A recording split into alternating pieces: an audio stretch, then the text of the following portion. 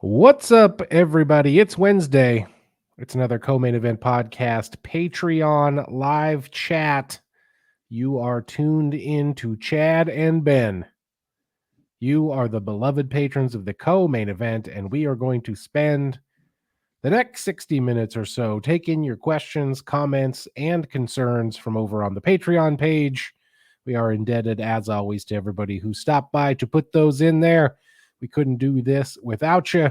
Ben Folks, what is happening? What's going on?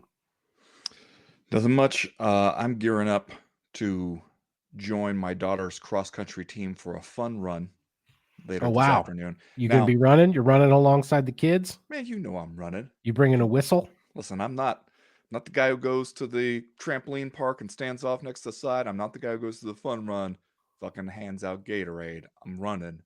The thing is, uh, they say parents will sometimes wear silly costumes to run. Oh, well, if there's one thing I know about you, you're a guy who actually loves silly I do costumes, love a silly costume. which is kind of out of character for you, frankly, when we think about the rest of your personality. But it is a thing that you do enjoy. You have a long track record of silly costumes.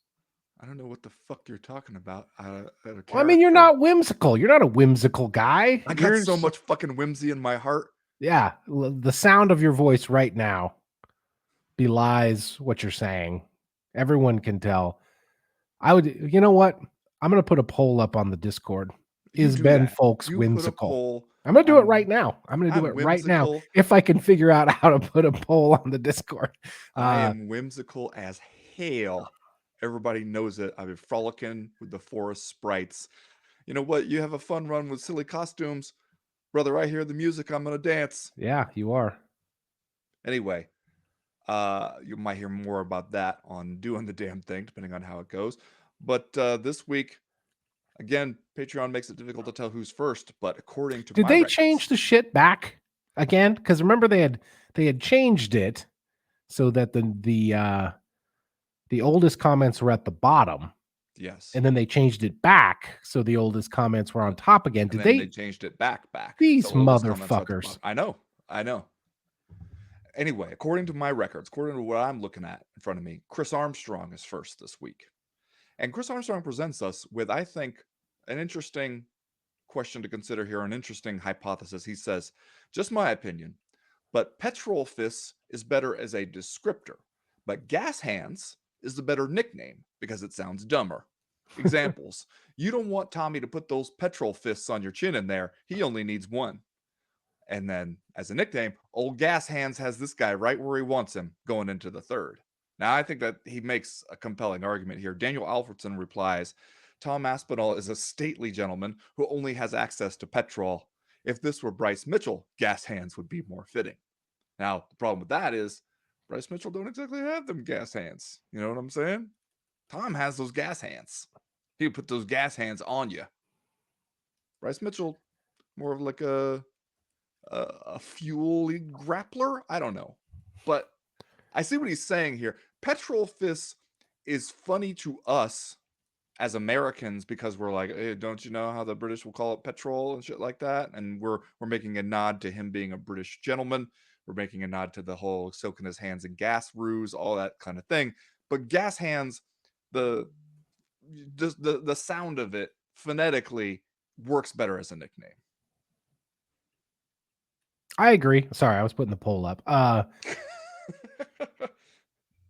Gas hands is superior. I believe I've been saying gas hands this whole time because it just rolls off the tongue, man. Tommy Gas Hands Aspinall. It's like it Yeah, almost rhymes somehow. It's like you could see Eminem using it, right? he could work. He could make it work. Yeah, he'd say Gas Hands Aspinall and then make another rhyme that rhymes all of those syllables, like he likes to do. He doesn't. Ass man has it all, something like that. See, that's just off the top of your head. That's what I'm freestyling off the dome, people. To turn this live chat into Chad's freestyle rap hour, throwing bars. I mean, does Tom Aspinall have a nickname? Have like an official nickname? He does, right? Here, let me look it up. The fact that I have to ask isn't a great sign. Tom Aspinall, English mixed martial artist. This does not have a nickname listed on his Wikipedia page. Well, Gas Hands, because like Gas Hands, even if you didn't know that he had pulled off this hilarious ruse, still you would hear it and you'd be like, oh, okay, I get it. He's a knockout artist. Like, sure, that works. You know, Yeah. you don't need to know too much backstory. Then when you hear the backstory, it only gets better. You're like, oh, he has a sense of humor as well. 35 votes so far. Jesus Christ. All right. What's next?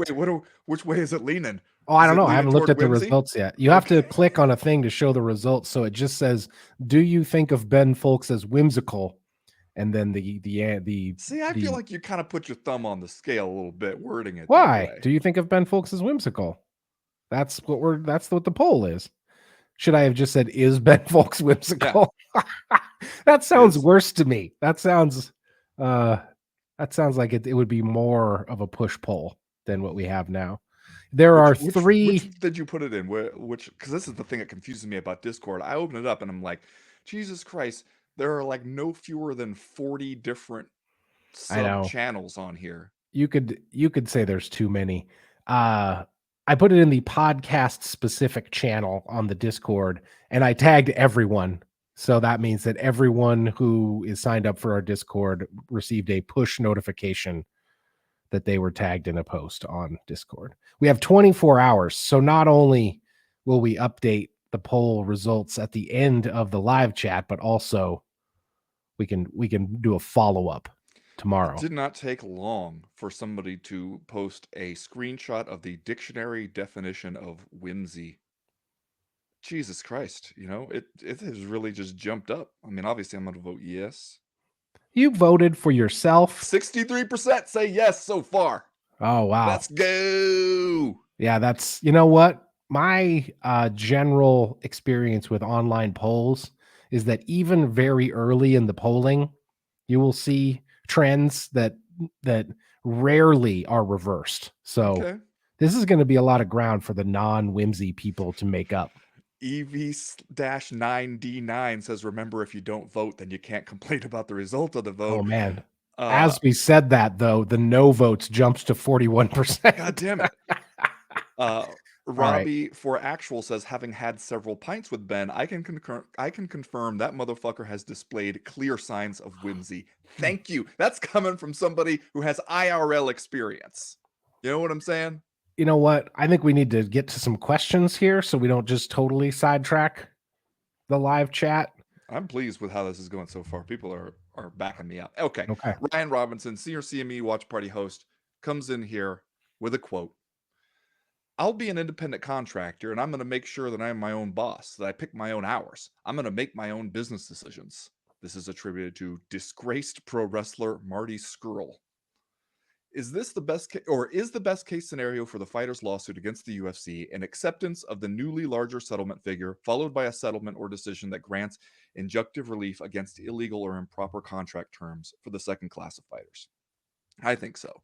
Anyways, all the love to the people and pets. Special shout out to Neil's brother, who tracked me down and called my coworker to confirm that there is, in fact, one more new Democrat in Alberta who watched MMA. Also, co-maniacs who live in Alberta, I am managing a by-election campaign in Lethbridge West for the NDP and Rob Miyashiro. If you live in Alberta and are able to kick a couple bucks into my campaign, I would be eternally grateful. Visit www.albertandp.ca/donate/LTHW to make your contribution to a better Lethbridge and a better Alberta. So there's a lot going on there.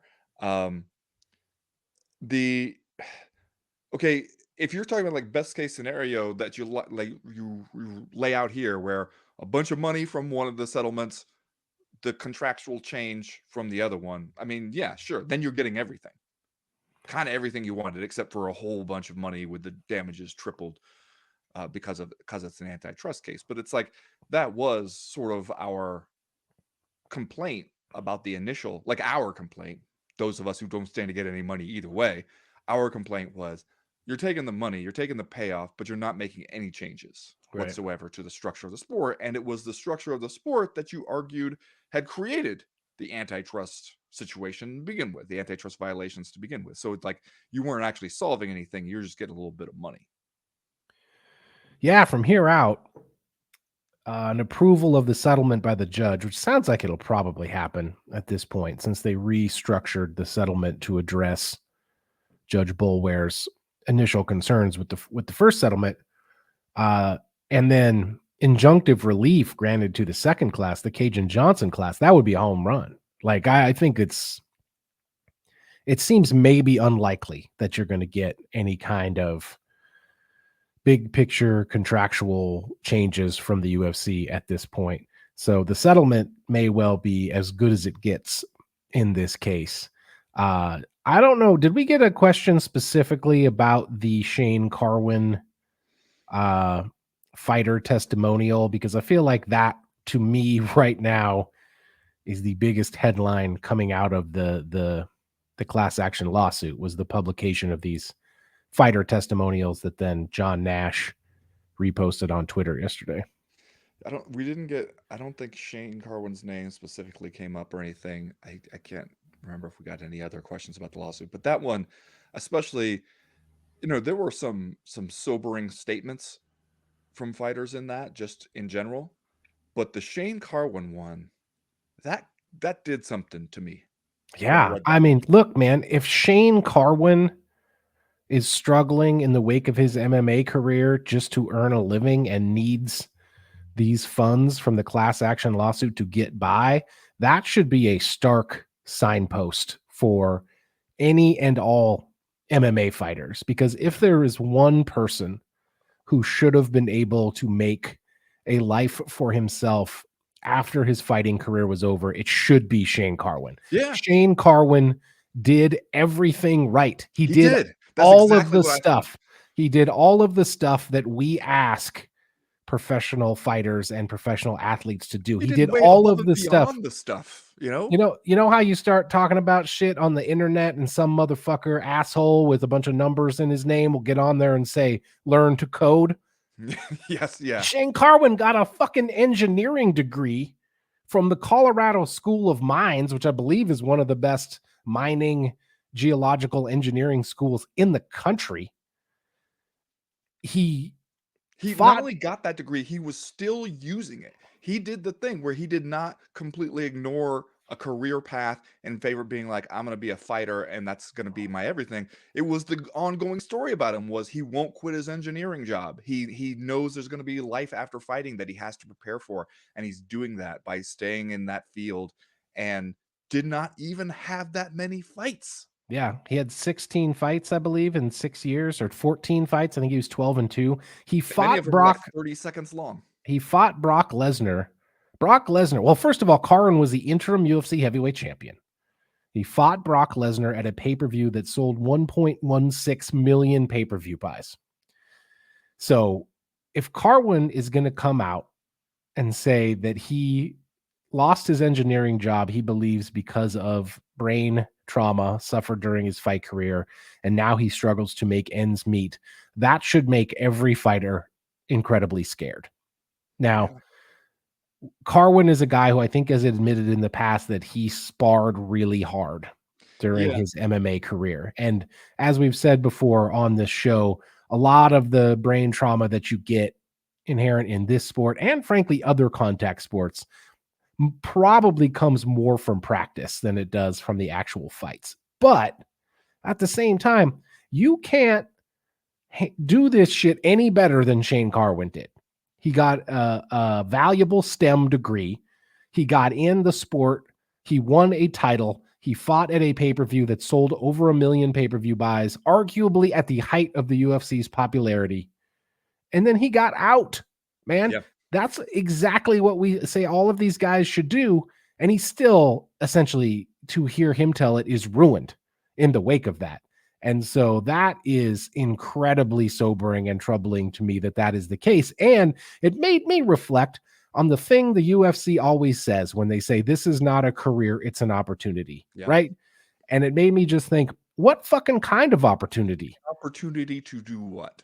Yeah, it made me Fuck up your go, entire life? it made me say, is it though? It's an But like, opportunity for something. if it's an opportunity, Shane Carwin is a guy who made the most of that opportunity and then got out. Did not make a career out of it. Got in, made the most of his opportunity, got out, and here he is as part of this class action lawsuit, essentially saying he struggles just to make it every day.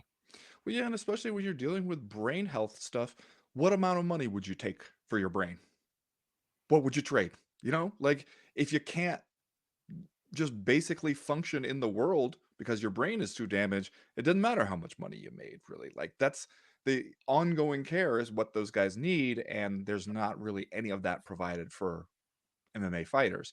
He also, I thought it was interesting. He noted in a thing, he was saying basically he couldn't hold down an engineering job because he couldn't focus, and that he had twice been hospitalized for addiction issues, which really surprised me because I got to know Shane a little bit, you know, not super well, but I got to know him a little bit when I was doing that Grudge series on the gym down there, and also got to see him and Brendan Schaub sparring sometimes. And it was the kind of sparring where I was pulling up a chair and grabbing my popcorn because it was serious sparring that those guys are doing. I mean, they were wearing headgear and big gloves, but they were going at each other. And it was the kind of thing where I was like, I can't believe I'm getting to see this for free. And so I think like that probably also played a role. But he was not the kind of guy where you thought here's somebody who might be in danger of addiction issues later on. He was, you know, the kind of guy who like a couple cold beers if he's out fishing kind of guy. He was not one because you know those guys. When you're in the gym, you hear stories about guys. You know some of these guys where it's like when this guy's not in fight camp, he will party to the point where other people aren't sure they want to be around him. Shane Carwin wasn't one of those guys. And so, you know, if it's your brain is getting damaged to the point that it's making you into a new kind of person and a kind of person that is self-destructive, if it can do that kind of shit to Shane Carwin, who is such a smart, thoughtful guy, and like you said, did everything right, all the things that we say what you're supposed to do, then that should be deeply concerning to everybody else. Not to mention that some of those other statements were pretty harrowing too, especially because it's just people being like they're basically pleading with the judge, like, "Hey, we understand that this is way less money than we could potentially get if we win, but we need that money now, even if it's less, because we are struggling so bad." And that's bleak to think about. Harry Haller says, "Hello, long time, first time as a patron. I am an MMA judging nerd. It boggles my mind that not only fans, but fighters and those who have voices in the sport still don't know how fights are judged. It doesn't help that the broadcast put graphics up about strike counts and control time, which definitely helps to miseducate the masses. I know some judges, and not one of them has ever judged a round based on control. Almost every round can be scored using the first criteria. In striking, it's immediate impact over volume. In grappling, there are levels from, say, passing the guard, the least effective, to something like a fully locked in triangle, most effective. There's bad judging out there, but not nearly as often as people seem to think. Nerdiness shall set you free, LYBE. This is true. The role that the broadcast plays in people's perception of many different things about a fight, but especially judging, kind of cannot be overstated because they are the ones with the opportunity to set a first and lasting impression in people's minds. And I know some people will say, I go back later and watch the fight with the sound off. And it's like, but at that point, you already know something about it. You're not watching it with fresh eyes the way the judges are. You have some kind of perception that the broadcasters help set in your mind. It's why the broadcasting role in pro wrestling is so goddamn important because they're the ones telling you how you're supposed to feel about some of this shit. They're the ones helping like set a narrative, and they're doing it in MMA whether they mean to or not. But especially with the UFC commentary team, guys like Daniel Cormier, Mike Bisping, you know, Dominic Cruz, Joe Rogan, those kind of guys, basically everybody but John Anik is what I'm saying. Everybody but the play-by-play guys. They can sometimes grab hold of an idea, a narrative, a fleeting sort of moment kind of thing, and then it becomes kind of the only thing they can focus on. Yeah. And they can sometimes hammer those things so much that it can't help but shape opinion about it. And of course, they got their own prejudices based on their own fighting styles, what they bring to the stuff, how they feel about the fighters in there. Like all that stuff really does change the way people see it. I understand why they show stuff like strike counts and control time. They're trying to show graphics on the broadcast, and this sport just doesn't give you the same things. Like you can show up and be like, here's the number of third downs you converted on, here's total passing yards, shit like that. The sport doesn't give you a whole lot of stuff like that, especially stuff that's reliable as an indicator of how it's going. And so we're reaching for whatever, like the significant strikes per round rate and shit like that. But yeah, like the broadcast can definitely steer people in one direction or another, sometimes without meaning to. They do it a lot, man. And just as an aside, this particular UFC 307 broadcast was one of the most leg kick heavy calls that I've seen in a long time. I know that it's like a thing that we joke about, that Joe Rogan is obsessed with leg kicks, but they talked about leg kicks all night in this, especially in certain fights where they just like they were obsessed about it. It's like the only thing they could think or talk about. And I agree that the judging is probably not as bad as we make it out to be. And the vast majority of fights are scored correctly and there is no controversy. And so we don't talk about them because plane lands safely is not a news story, right? Yeah. It's the judging of fights that seems controversial that we obsess over and talk about ad nauseum. And I think it's overblown and kind of ridiculous at times in this sport. Like we will argue about a fight where the judges got it right, but one guy had an outlying scorecard, right? Like, even if it's a unanimous decision, we will argue about one guy having it 49-48, right? That's something we'll argue about, even when they get it right. And so we make mountains out of molehills a lot in this sport. I am also surprised frequently when I circle back to watch an event like this one, for example. By the way, Hulu just put the whole fucking pay-per-view card up for free by the time I had circled back to watch this. Sometimes on Hulu, you got to go through and you got to watch the individual fights. They just had the whole fucking 3-hour pay-per-view card up there. What was that, like the next day? It was Sunday. I watched it on Sunday. Yeah. So it was still up there. But I digress. I saw a lot of chatter about the Jose Aldo fight online. And so I watched it and I was like, dude, Mario Batista clearly won this. Like, there's no question.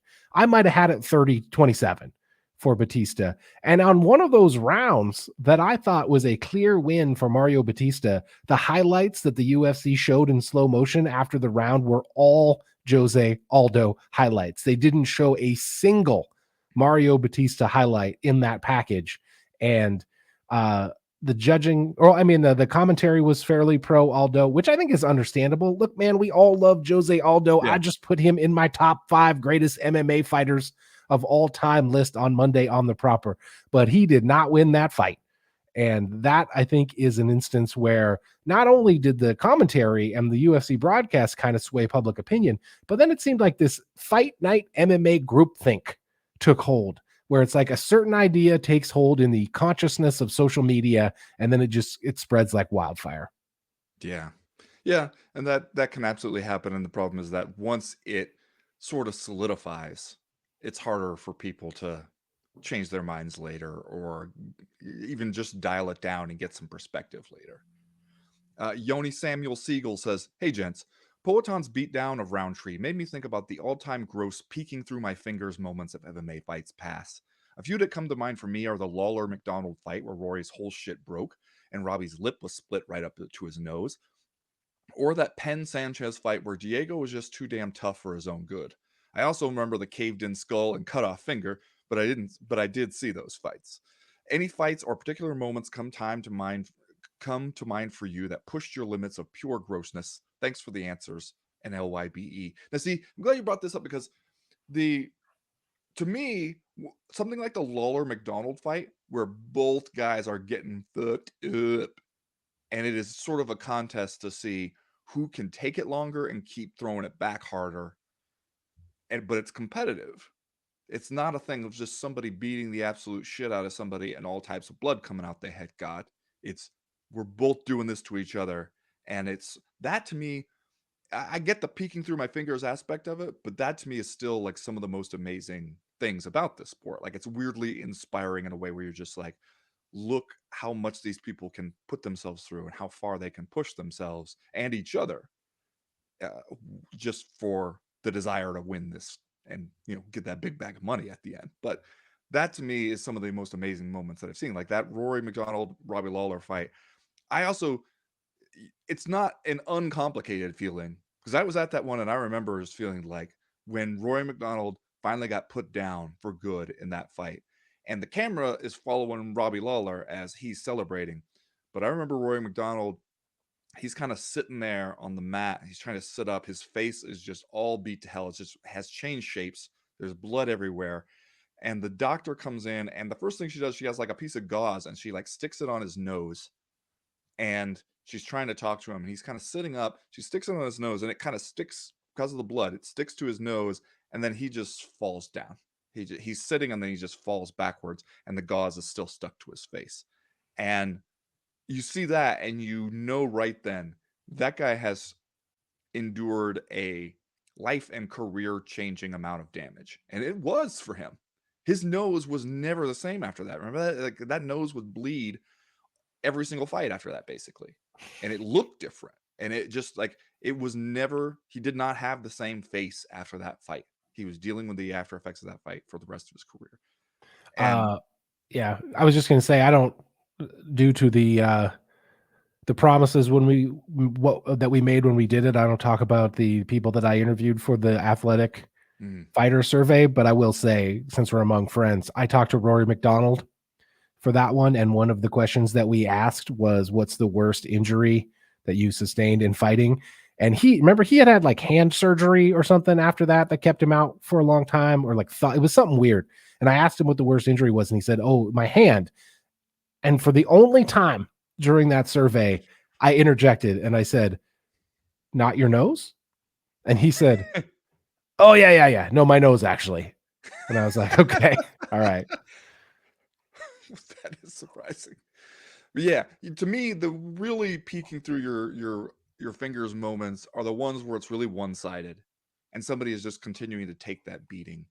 But you're like, I don't know how much longer we really need to do this to find out what we need to find out from this fight. Why are we doing this? Or basically, anytime somebody gets their arm broken in any kind of arm bar where you can see they're stuck, they're not going anywhere, it's about to give way, but damn it, they can't bring themselves to tap. Whenever that happens now, I just start averting my eyes because I'm just like, I don't want to see another one, Yeah. Look, I mean, the gold standards for those old school beatdowns were number one, Vitor Belfort absolutely splitting open the dome of Marvin Eastman in their fight. I guess I would throw the Frank Mir arm break of Tim Sylvia in there as one of those. There was the fight where Joanna Jędrzejczyk grew like an alien head. Yeah. Remember that one? Even Wiley, yeah. Yeah. And let's see here. There was there was Irene Aldana, right? Just a week or two ago. That was one of the nastiest cuts that I have ever seen in this sport. Roxanne Modafferi getting knocked out by that slam. It was not necessarily like gory, but that was one of the most scary, holy shit, is she dead moments that I can recall in MMA. And of course, mentioned in the question, but Michael Page crushing Evangelista Santos's forehead with a flying knee was, but not like almost not till, not until we saw like the imaging of it. That's when you were like, oh shit. Yeah. Didn't know that was possible. I didn't know that was possible that could happen to your skull and you not die. Yeah. Brian Waters says, hi, gents. Chad, how's the office job treating you? Any funny stories? Are you the weird one? You keep this stressed out teacher rolling week in, week out? LYBE, Brian, spelled correctly. That's IAN. The office job is going good, man. It's like in some instances, actually kind of like going to the office, maybe because I haven't done it for like 12 years or whatever, but like I'm only required to be in the office one day a week, and otherwise I can be remote. I end up going a lot more than that because I have meetings or I have to go do interviews or whatever. But I don't mind it, man. I don't mind going to the office. I don't mind putting on the business casual and going down there to the office.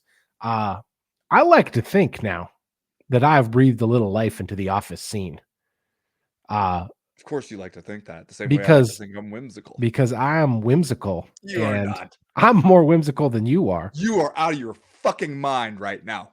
No, like No. in actual life, I'm far more whimsical than you are. No, It's you're not not. even close. You're curmudgeonly.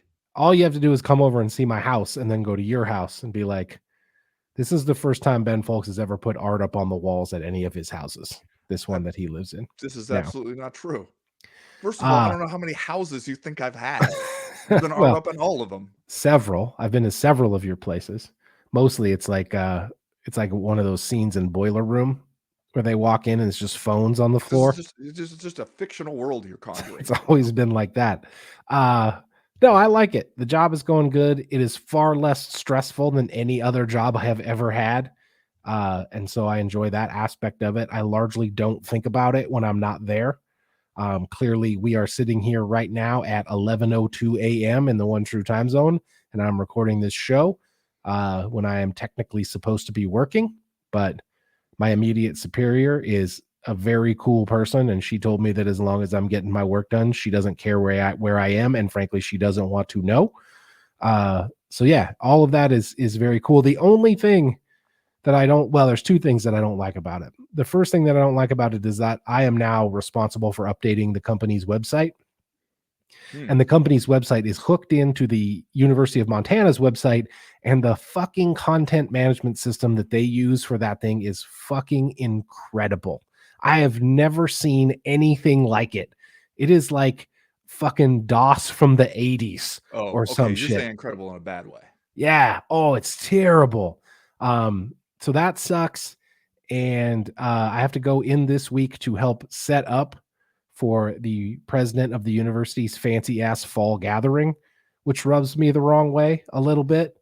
And vacation time. It's been a long time since I had to like accrue vacation time. Yeah. Like I have to work a certain number of hours in order to like earn vacation time, which to me seems a little chintzy, but those are minor things at this point. Mostly I'm enjoying it. Yeah, and that's kind of like beginning job stuff, you know? You get into a point when you realize like, oh yeah, no, I got vacation time and sick days that I am not on track to use. But yeah. Um Neil says, rant incoming. I know you're familiar with the worst person you know makes a good point meme. There's also a version that applies to good deeds. If someone who sucks is doing something good for the world, how long am I supposed to keep my mouth shut about how terrible a person they are? Tim Kennedy is out there doing rescue operations from the most recent storm. That is objectively a good thing. Now that I've gotten that out of the way, did you also happen to catch the clip of Timmy Boy on John Oliver's Last Week Tonight? It's from a New Jersey law enforcement training seminar last year, and Kennedy practically busts a nut talking to a room full of cops about how much he loves fighting, shooting, and inflicting violence. I'm an 8-year veteran who comes from a long line of military service members. I can say with 100% certainty that old Timbo represents the worst kind of soldier I've ever encountered. The asshole who got into it because he thinks killing is cool and the military special forces afforded him the means and excuse to do it. Tim Kennedy is a huge piece of toxic shit. It's no wonder our cops are quick to use force when they get training from losers like Tim, who watch body cam arrest videos the same way regular folks watch porn. Let me say this with full lungs and bass in my voice: fuck that guy. But at least he's doing some good with the rescue work. Now, okay, I sent you this, Chad. I want you You to did. when I go to the official record, because Yeah. I sent this to you, and I saw before I saw the last week tonight stuff. I saw that he had showed up on, I think it was Fox News, talking about what's going on with the storm, and somebody who was like, you know, posting the clip says, fellow on Fox News complaining about lack of state and federal help in North Carolina as we see troops in the split screen delivering help. New York City based Fox News also messes up the location on the B roll. That's Spruce Pine, not Asheville. Great stuff, everyone. And I sent this tweet to you with the line, oh, that's not just some fella. Yeah. And you wrote back, oh, JFC, short for Jesus fucking Christ. Yeah. I mean, it could only be Fox News, right? So maybe the question I am about to ask is It could be self-explanatory. Newsmax. True. But how does Tim Kennedy get on television talking about this stuff? Like, See, this is my thing with it's like the same thing all over again with Tim Kennedy trying to get people out of Afghanistan. Remember that? during like the Afghanistan withdrawal, where he was Yeah. like trying to like airlift people out on his own special thing. And a lot of military people were upset about basically this exact kind of thing, like grandstanding, attention seeking kind of stuff. If you want to go out there and do some good deeds, great. I am all for you doing that. Why do you need us all to know so much that you're doing them? And furthermore, why does it always seem like Tim Kennedy finds himself in these situations where he is just trying to do good, and it's the people who he is already politically opposed to who are standing in the way? Like, you telling me if Donald Trump was still president that he would be on here complaining about the federal government and FEMA? I don't think he would. I think he'd find a different way to get attention for himself in this thing. But it does seem like it's very much an attention getting thing for him. Especially the thing he was complaining about was he was like, I was trying to take people to this hotel that I'd rescued from the storm. And the hotel people were like, no, it's full because there's a bunch of FEMA people here. And he's just like, this is an outrage. And it's like, is it though? Because it's like, there's, what do you want the hotel to do? Like the FEMA people who have to come in there and help with this disaster relief stuff. Like if you come from somewhere else to help, you're not being like, these people are in the way. You think you're there, you're a vital part of the aid mission. They are there to help too. And you're acting like, how dare they be in a hotel? It's a hotel, man. They got so much space. The space fills up. They tell you go to another hotel. We all know how that works, man. Like that kind of stuff where I'm just like, why is it if you came here to help, why is it you always seem to have a grievance? And why do you take that grievance to Fox News? You got to be on TV about it. Where he's standing in front of a wall of liquor bottles also, which is just a weird look when you're on TV for that kind of topic. Do you think Tim Kennedy was down there sleeping in his 1996 Honda Civic, or do you think Tim Kennedy had a hotel room somewhere? Yeah. Well, and the thing about it, afterwards, I saw where people were like, "Oh, this guy, he was just on John Oliver," because they showed a clip of him talking to these cops, and I totally agree with the point being made here about like we have created this environment for police officers in the United States where we're basically telling them you're constantly under siege, your life is under attack at all times, and you're pulling over somebody because they didn't make a complete stop at the stop sign, and you're walking up like you think that you're in a war zone, and that you drum that into people's heads. They're going to believe it at a certain extent, and it's going to affect how they deal with everybody. They're going to start to act like they are a occupying army and not just like you're supposed to be members of these communities who are enforcing the rules of these communities. And I do think that kind of stuff, like we've gotten way off base with that shit, and we feel the effects of it. Um, Here's one for Brian Shea, who says, this past weekend had me reflecting on how many previous faces of outside organizations have come to the UFC relatively recently. Michael Chandler, an MVP from Bellator, Kayla Harrison from PFL, and now Raynor DeRitter from One. If you squint real hard, maybe you could even include two-division glory champ Alex Pereira, but I acknowledge that's a stretch. I realize the other organizations to UFC pipeline isn't exactly new, but it's kind of wild to look at who these other promotions were pumping up just a couple of years ago, only to now have them in the UFC. If you had $20 you never wanted to see again, sorry to bring that up, Ben. God damn it. Which capital G guy or girl of another organization do you think will be the next to jump to the UFC? I know AJ McKee has mentioned wanting to come to the UFC in the past, but my money would be on Johnny Eblin or Patchy Mix, since PFL doesn't seem terribly interested in building new bantamweight and middleweight divisions. Now, I keep wondering how long until it's a lot harder for there to be new faces in other organizations, because Yeah. Bellator basically ceasing to exist slowly. Dana White keeps telling us about how PFL is drowning. So where are they going to come from? It's like, this is the kind of thing we were talking about. Is it all just going to be Dana White Contender Series people at a certain point? Yeah, I mean, it seems like they're all going to come from the Contender Series, which I think raises the question of whether or not most of these big free agent signings are a thing of the past now. Like, will the UFC go drop some coin on Patchy Mix or Johnny Eblin to try to get those guys in the company? Or will they be like, I don't know, man, 20 and 20? Like, what do you think? Yeah. Because like that was like 1/3 of the roster at this point, right? Is Contender Series people, and they are like getting the fucking shittiest deals of all time. 1/3, and it seems growing. Like Yeah. Yeah. and plus you're gonna deal with a situation where if you're 31 and haven't already made it, then they're looking at you and being like, I don't know, man, I'm not looking for 31-year-olds.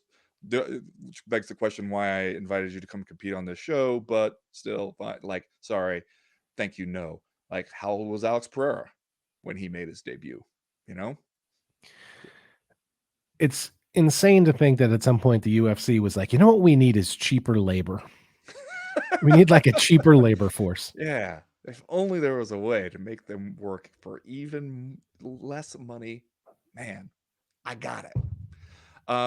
Jack Weiss says, hey man, what the fuck are we doing in the fictional location of Montana? And then links to this USA Today story about the Montana rancher sentenced to 6 months in prison after cloning a near threatened sheep from Asia and then selling its offspring to shooting preserves, according to court documents. That's Arthur Jack Schubarth, 81, who will spend 6 months in federal prison with a 3-year supervised release and pay a $20,000 fine and $4,000 community service payment for cloning the Marco Polo sheep from Kyrgyzstan. Now, I can understand how this sounds like there's insane shit going on in Montana, but I don't know about you. When I first heard this story, and it was on the Montana Public Radio, I think had it when the news first broke like last year or something, and I was like, oh yeah, no, this sounds like some shit that people in Montana would. If they're like, oh, we can create a new kind of animal to shoot, fuck yeah, man. Yeah, Fuck this was in yeah, the we New want York that. Times, like when this guy got charged last year. It was in the New York Times. I remember, I think I tweeted it out at the time. But here's something I learned at my job. Did you know this? Bighorn sheep are prized by hunters because there are few of them and because they live in like really rough, remote terrain that is hard to get to. And so, like, to get a bighorn sheep tag in Montana to legally be allowed to go out and shoot a bighorn sheep can cost upwards of $100,000. Like, there is a very small number of bighorn sheep tags that get auctioned off. And basically, if you are a hunter who gets one, it's like a once in a lifetime situation. But that's for normal people. For rich folk, you can roll in and pay 6 figures to get a bighorn sheep tag. And so a lot of the people who are big time bighorn sheep enthusiasts are incredibly rich. That it's like the rich man's quarry, so to speak. And so the fact that some rancher is out here essentially cloning new kinds of bighorn sheep so that people can shoot them, I don't think it's that big of a surprise, man. Like, he probably could get some decent coin out of that. And so, why not do a little genetic manipulation if there's big time money in it for you? Uh, Especially, first of all, man, I know that they often reside in areas that are tough to get to, or you could just hang out at that one spot, that curve along Highway 200 right by the Yeah, river between Johns Rood and East Missoula. They're going to walk by there eventually. I've there's a seen them sign there. up there. There's a sign, and they Yeah. will be crossing right by the sign. It'll tell you Bighorn Sheep Crossing. You'll see that sign. You'll be like, huh. And then you'll come around the next curve, and there they are. Yeah. Hit I've one seen with them your everywhere. car. That's what you ought to do. There you go. But also, like, people, it has become such a big business for some people to run these sort of like, hey, rich guy like Joe Rogan, come here to our special place where we'll provide you with a lot of shit you can shoot, a lot of animals you can shoot that'll either make it easy on you or we'll give you a guide to take you out to places where you can shoot animals. And if they can create something where they're like, man, you get this 300-pound rare sheep that you can't get anywhere else, and we're the only ones who have it. Like, yeah, you can see how somebody thought like that is a can't miss business idea for them. Okay, David E. Lauderay is going to get real deep on this shit, but we're going to go ahead and read it anyway. It says, David E. Lauderay says, okay, it's me. I will comment at a later time. It's now later, 10:10 a.m., in fact, and maybe too late for the chat. But Ben, why did you get divorced? I realize this is an incredibly personal question, but you've been pretty open about it in the past. As someone who's been married for 8 years with 2 kids in a pretty, quote, ideal marriage, it's hard as fuck, and I'm constantly amazed anyone stays married. People change. The person you married might be a totally different person 10 years down the road. Maybe they're awesome to be with without kids, but kind of suck at helping raise children. But once you have kids, there's no going back. Maybe one or both people are bored to death of being with the same person day after day, night after night. Did you know early on it wasn't an ideal marriage, or did things slowly morph? feel free to ignore this question. I know a lot of co-maniacs are in tough marriages right now. You always seem to give solid perspective. David E. Lauderay, noted heel and asker of personal questions. I would say the short answer is, wasn't nobody having any fun at a certain point. And I think the idea of the midlife crisis, I think, while cliche, there's something to it in that you get to a point where you realize, oh shit, this is going to be over soonish.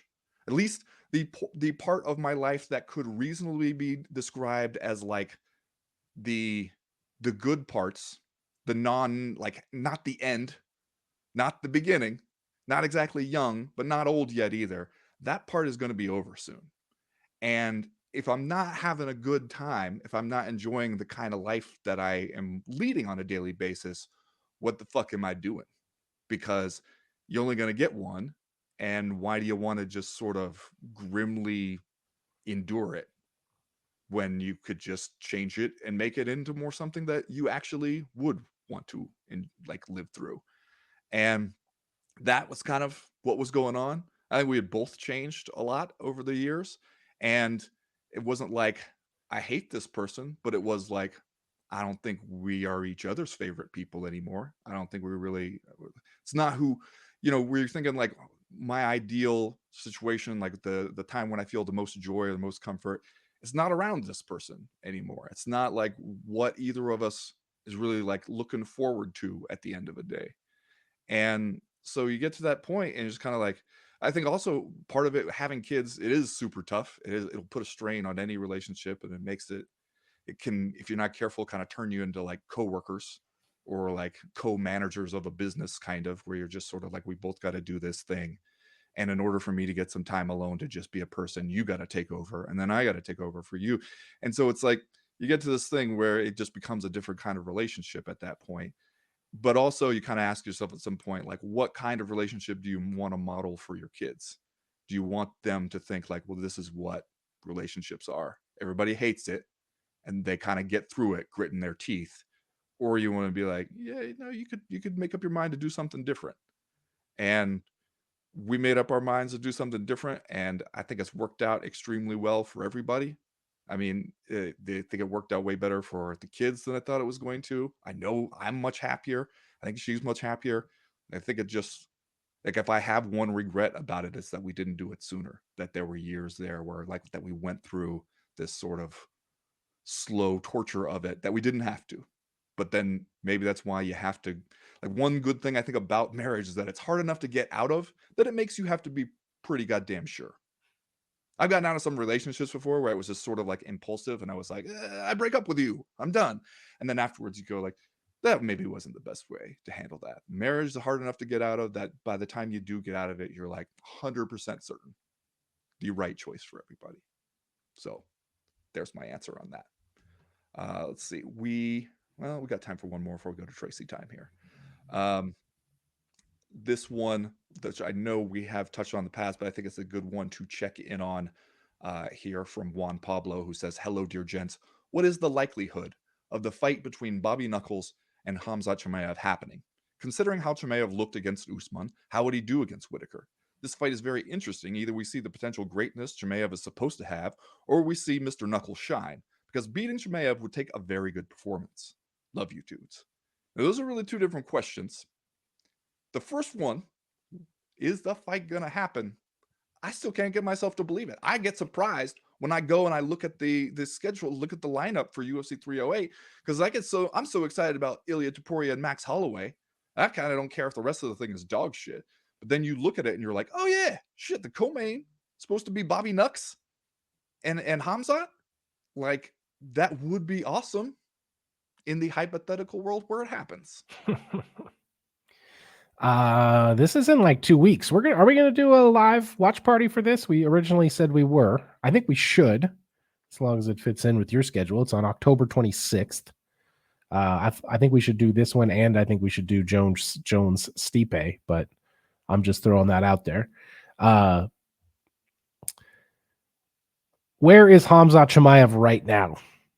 Well, see, that's the thing, is that this one is in one of the countries he can get into. So we got that part removed. Okay, yeah, we're doing this in Abu Dhabi. I guess I Yeah. wasn't totally cognizant of that, but that ups the likelihood a great deal. That And also, I think, changes the start time, so you might want to consider that for your oh watch party yeah, idea. yeah. Um, I'm gonna say I'm cautiously optimistic that this one happens, and I think Robert Whittaker might just steamroll them. Wow. I mean, uh, to me, the thing that when I start to think about it makes me cautiously optimistic is we know he can get into that country, and it's at middleweight. So he didn't have to. We're not worried about him making weight at making a harder weight cut. There's still a chance he gets sick or hurt or whatever. But those two things that takes away some of the variables from it. I mean, the thing that I wonder is, can Hamza Chimaev can he take Robert Whittaker down and hold him there? Because we haven't seen people do that. If you're going to beat Robert Whittaker, that's Yeah, not usually how you're going to beat him. And if he can't do that, if he has to stand there with the guy, I don't know, man. Hamzat has looked hittable. He's looked like he's willing to brawl, but maybe not always a great idea for him. And we just know how good Bobby Knuckles is at figuring you out and picking you apart. It's the size of Hamzat that I wonder about a little bit about how Whitaker will deal with that. yeah. That's probably the only factor that gives me pause is that Robert Whittaker is a little bit of a small-ish middleweight. Uh, I'm just thinking here are Hamza Chimaev's middleweight wins in the UFC: John Phillips, Gerald Mearshart, Kevin Holland. That was a catch weight at 180. Was Yeah, this? that was the changing And up at the last minute thing. then he beat Kamaru Usman, notable for not being a middleweight. Um, so I just feel like it is a step up in competition for Hamza Chimaev, who is a guy who has been out. He will have been out for almost exactly a year when he has this fight against a guy who we know is an elite middleweight and always has been, and is like, a tough matchup, and a guy who's going to be ready to go. Are we only doing 3 rounds here? Or are we doing 5 rounds? Probably three, right? Yeah, But probably. who knows? He's going to be ready to go the full 15 or 25, whatever it happens to be. We've seen Hamza Chimaev look perhaps like he is not ready to go at times the full distance. And so I don't know. I like Bobby Knuckles in this one. All right, we're a little over 50 minutes in. You know what time it is. It's Tracy time. Tracy Dickinson writes, just when we start to think that MMA retirement might finally hold true, we realize it's very rare that's ever the way it works out. I was sad when Amanda Nunes announced her retirement because she was just so incredible to watch, but I was happy at the same time that she got out while she was still on top and has been enjoying some well-deserved time with her family. But it looks like the Lioness may be considering a comeback. I'm assuming you've seen her video tagging Dana while wearing tough clothes, telling him to call her after the fight Saturday night. I remember her saying a while back that she hated the thought of Pena with her belt. Do you think that's what's behind this? Or is the thought of fighting a new prospect in Kayla, or all of the above? I've got mixed feelings as I really want her to stay retired, but on the other hand, getting to see Amanda handing Juliana's ass to her again, yes please. And Kayla could offer a new challenge that we haven't seen yet, although I still think Amanda would get it done with her striking since Kayla seems like she still needs some work there. Do you have an angel and a devil on your shoulder like I do with the thought of her coming out of retirement? I'm going to channel my inner Anderson Silva though and say, she back, guys. She back. I think I'm only really interested in seeing Amanda Nunes fight Kayla Harrison. Yeah. Like, I feel happy for Amanda Nunes that she was able to walk away when she did and how she did, that she seems to be happy with a family life. I assume that she doesn't need the money, but I guess you never know. So it would feel a little bit like it would feel like we saw the demise of one of the better MMA retirements, which is a little bit heartbreaking at times. I don't really want to see her come back and fight Juliana Pena. I don't have much interest in that. What I would like to see is have Kayla Harrison fight Juliana Pena, which I think is, as I said on Monday, maybe kind of an interesting matchup stylistically. And then if Kayla Harrison wins, which I think we all think she would, then you set up Kayla Harrison and Amanda Nunes. Yeah. I think that I also like coming out of retirement just to beat Juliana Pena again. I just feel like, why? Yeah. We don't need that. Or hell, like cut out the middleman and just have Kayla Harrison and Amanda Nunes fight each other now without the title on the line. And then if that person wants to stick around, then they fight Juliana Pena. I don't care. Man, if I'm Amanda Nunes, I'm not coming out to fight just some fight. Well, sure, it'd be better to have one of them have the title, but I'm just thinking, the old Strike Force tournament rule, like don't put an extra step in there if there's a fight you want to make. True. But yeah, I think have a BMF title. That's the answer here. I think Kayla Harrison versus Juliana Pena makes sense. Then yeah, if you end up with Kayla Harrison as the champ, she could get on the mic immediately and call out Amanda Nunes, and that'd be a big fight. Yeah. Like we have just been talking recently about how women's bantamweight used to be the glamour division for women's MMA, and it has fallen the fuck off. That would put it right back into some big fight territory. Yeah. I don't know what you do after that, but still, it'd been a long time since you've seen a big fight in that division. All right, some lightning round before we get out of here. Yuri Samurai Taylor says, can I tell you what my favorite thing about MMA in 2024 has been? No Colby Covington. At the risk of talking to your pitcher in the middle of a no-hitter, the lack of cringe has been refreshing and surprising, especially during an election cycle in your country. Is there anything you miss about Covington, or is his inconspicuous absence as good for you as it's been for me? Because jokes aside, I'm really glad he's been quiet, and I haven't had reason to ignore MMA coverage on his account. Now I'm going to go check Bryce Missile's Twitter account to see who he blames for Hurricane Milton just to ruin this vibe for some reason. Shut up, Chad. Cheers. You know what? I haven't even thought about Colby Covington. And that kind of tells you something. It reminds me, you ever see like the tweet where it was like a year or so after Rush Limbaugh died, and the person was like, you don't ever hear anybody mention Rush Limbaugh now, do you? Like all he did was just spew hatred and venom, brought nothing good to the world, brought no positivity or love or anything, just was an agent of anger. And then he died, and everybody completely fucking forgot about him. Nobody's sitting around being like, man, I wish Rush Limbaugh was still around. I miss listening to that show. Like, you just stopped hearing about him, thinking about him, everything. I feel like Colby Covington may still live, but it has been the same because it's like, nobody is walking around being like, the division ain't the same without Colby Covington. Like Sean Strickland just came along and was a more extreme and somehow more sincere version of Colby Covington. And nobody is missing him. Nobody is missing his cringy fucking videos and hot takes and everything. He's just, if he's not around, if we're not forced to think about him, nobody is choosing to think about him. I don't miss Colby Covington at all. Not even one little bit. Even at the height of his career, the only thing that Colby Covington ever had going for him was that he was kind of a good fighter, and it could be interesting to watch his fights sometime. As we sit here today, his wins since 2019 are that rib injury win over Tyron Woodley in 2020, and then a unanimous decision over Jorge Masvidal in 2022. So it was diminishing returns for Colby in the cage, and then everything else was repulsive. So yeah, I don't miss him at all. I don't think about him.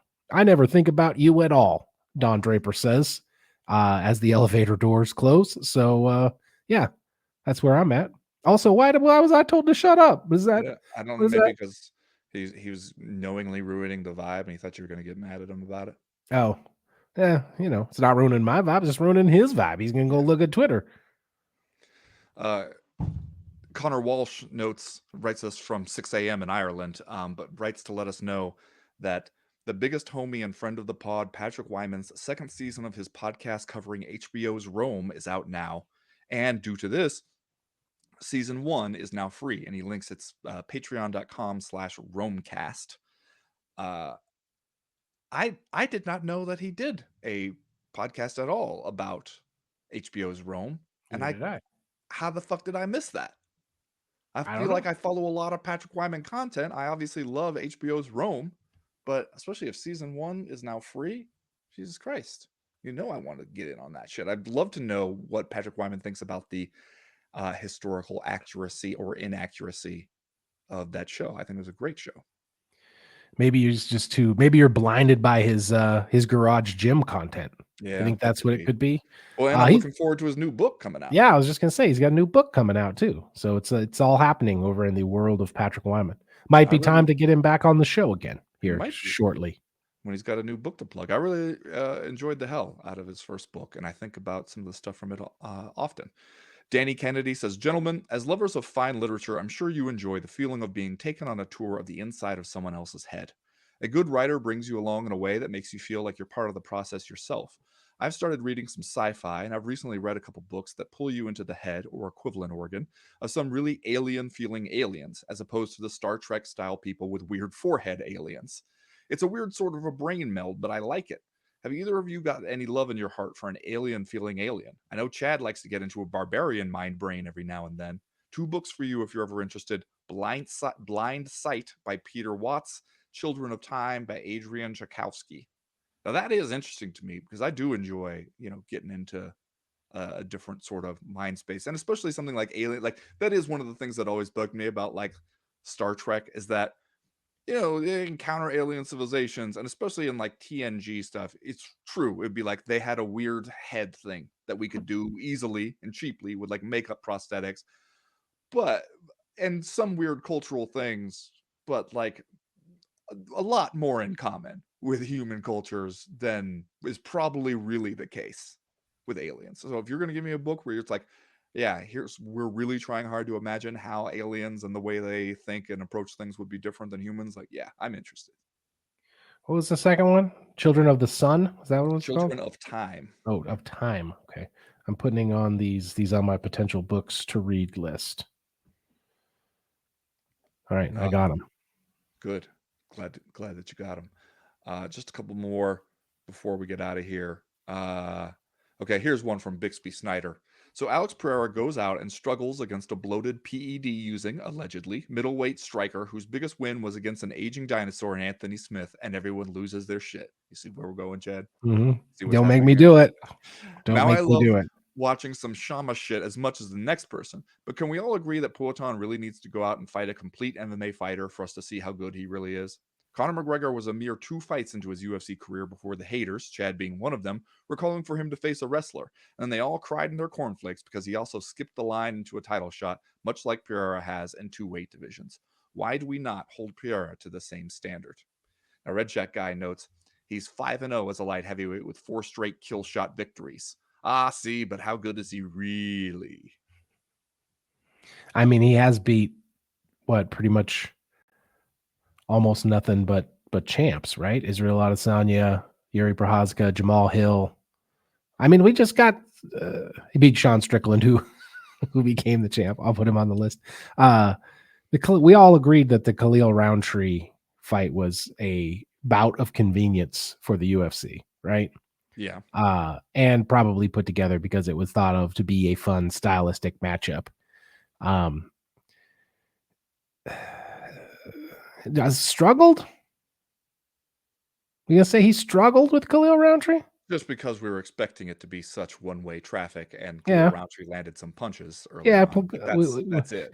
We were complimentary of Khalil Roundtree's performance on Monday, which I think we ought to be because he did better than we thought he would. I don't know that I would say Alex Pereira struggled. Never changed his facial expression during the whole thing, and then eventually battered that man's face into hamburger before like knocking him out. I think I would like to see Alex Pereira fight a grappler, right? That is one of the things that would be interesting about a fight against John Jones. It would be one of the things that might be interesting about a fight with Tom Aspinall, is that one of those two guys might be able to take him off his feet. He's certainly more likable than Conor McGregor, and being likable counts for something in this world, as much as we don't want to acknowledge that.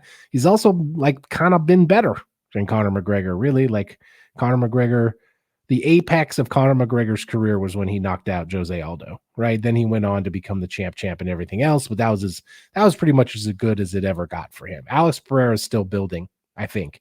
And so I don't know. He's easier to like, I suppose.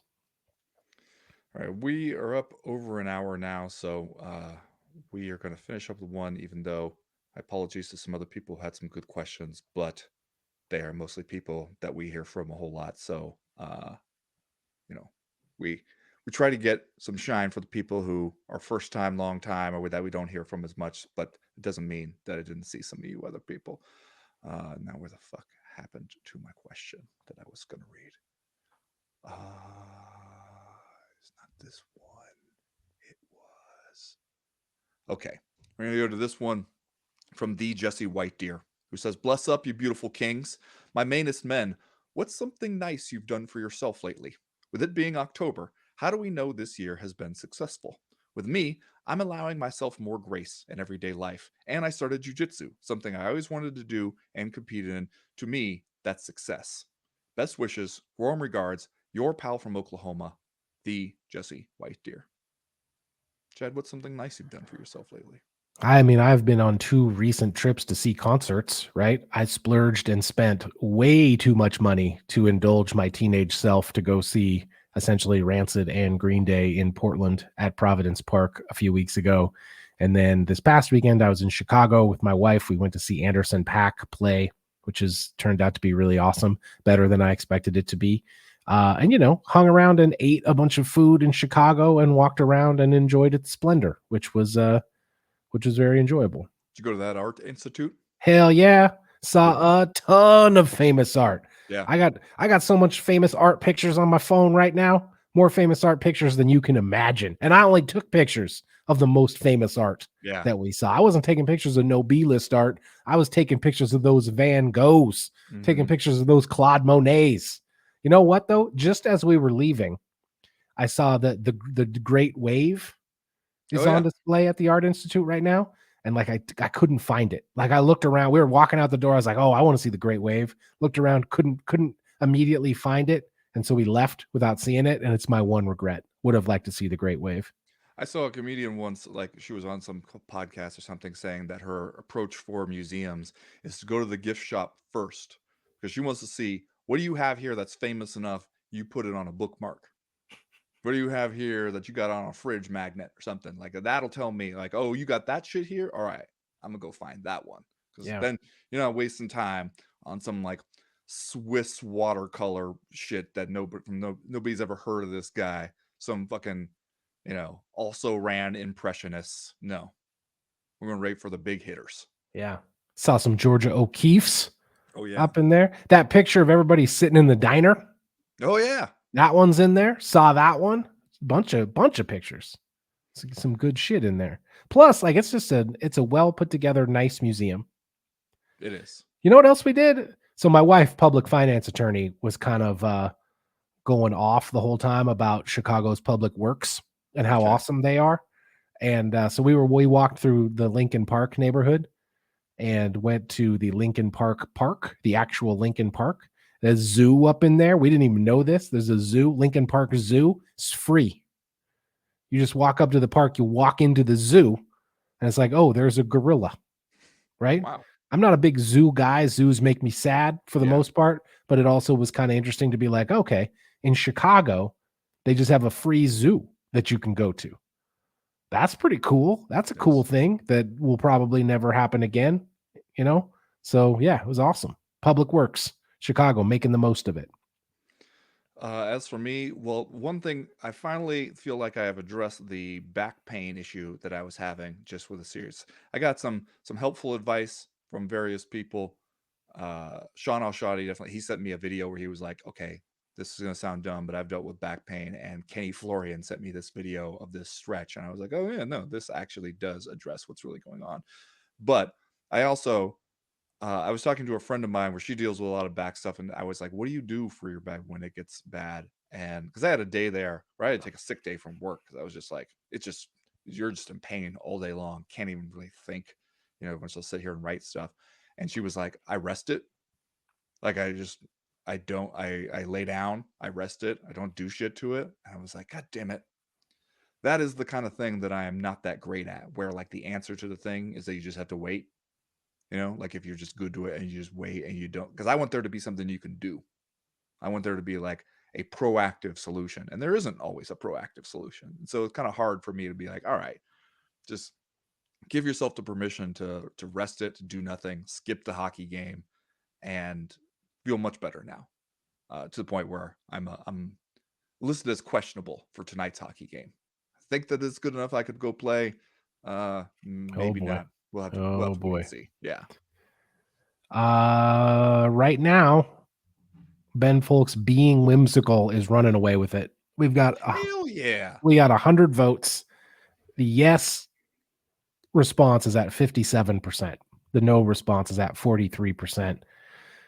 I don't know that everybody knows what whimsy means. We got the definition here: playfully quaint. People, they recognize. People see my whimsy. They appreciate my whimsy, and damn it, I appreciate them for that. I feel seen. Running away with the whimsy over here. Okay, we're back tomorrow with doing the damn thing, and then Friday with the Power Hour. Thanks everybody for listening. We appreciate the support. As for right now, we're done.